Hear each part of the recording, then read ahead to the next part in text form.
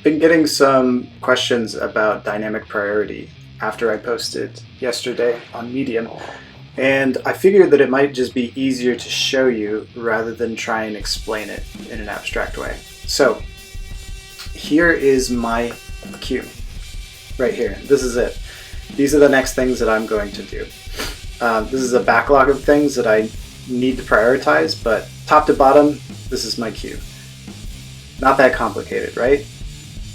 Okay, so what's different about this than any other piece of software out there? Well, Oshin has a queue, Gaurav has a queue, and I have a queue. But what's really, really neat is that these tasks don't just live in these projects. There's actually, if I pop this open right here and show you attributes, I kind of turn this off to keep this clean. You can see that a lot of these tasks actually live in multiple projects. This one even lives in 3 projects right here. So this is my queue, this is the side loading project, and this is the Castro.fm project. And what's neat is that I can go to any one of these projects and see this task there and see the status of it. So I'll give you an example. Right now, as some of you Castro folks might know, we have some watch bugs. This is our bug list. All of these come in from our support team and they get reported in here and we have to prioritize them. So it's just a list, things get poured into. So I can go ahead and search for watch right here. I can select all these tasks, and since it's time to begin working on some of these things, I can hold down Shift Command M, and that'll bring up my list of lists, and I can actually go and add this to Gaurav's queue. So I'll just type Gaurav, hit return, and voila. Now all of a sudden, all of these watch tasks are right here. They're prioritized inside of his queue. And I had actually popped these in here earlier, and it actually remembered their position inside the queue, which was kind of nice. So what's neat about that is I can, let's say Gaurav begins and he actually starts working on one of these tasks. First of all, let's go back even before then. We can go back to bug reports and we can see status on all these bugs. And our support staff can actually go and see like, hey, this has been prioritized. That's pretty cool. So let's say he begins work on one of these things. And sorry, Gaurav, I'm going to mess with your queue a little bit.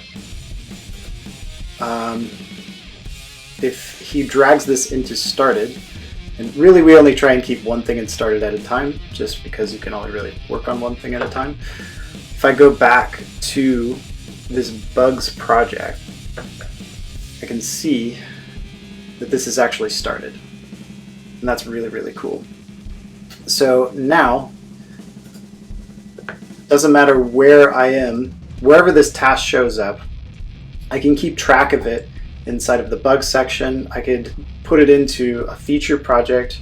Wherever it is, it can show its status.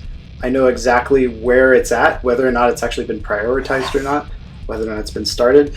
And if I want Gaurav to work on this thing, I can basically put it at the top of his queue. And I know that, and he knows that.